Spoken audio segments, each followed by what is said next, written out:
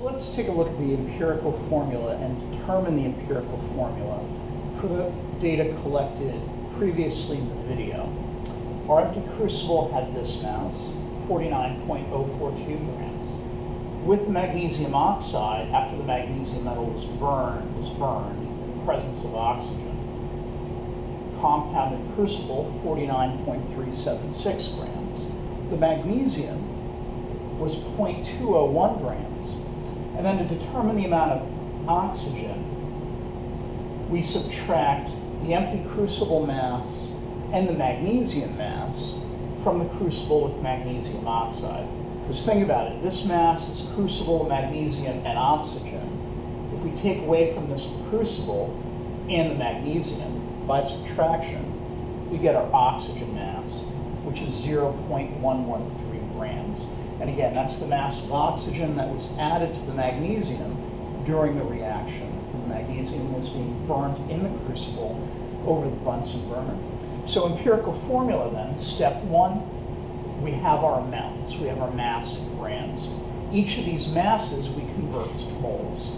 When we do that, for magnesium, 0.201 divided by 24.31, that gives us 0.0083 moles, 0.0083. For the oxygen, 0.133 divided by 16.00, that gives us 0.0083. Notice the same amount of moles. Hopefully by this point you can anticipate where this is heading.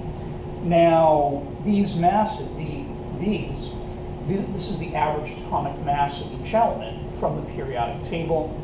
And remember, to go from grams to moles, you divide by formula mass, which for a pure element, its formula mass is its average atomic mass on the periodic table. Now the next step then is to divide each of these numbers by the lowest of the two numbers to get our subscript. Well, they're both the same number, and you probably realize, hopefully, that any number divided by itself is 1. So our subscript for both elements is 1. Just so you can see the work. There we go. So then our fourth step, you write the formula with the subscripts. With an ionic compound like this, remember that it goes metal then non-metal, so our empirical formula is MgO, magnesium oxide. Now this matches up with what you get when you do the crisscross method. If you look at your periodic table, magnesium forms an ion with a charge of +2, and oxygen always forms an ion with a charge of -2. So when you do the crisscross method, you would get Mg2O2, which, because this is an ionic compound, you should reduce those subscripts, and you reduce that to MgO, which happens to be the same as our empirical formula. So again, empirical formula, the formula based on data.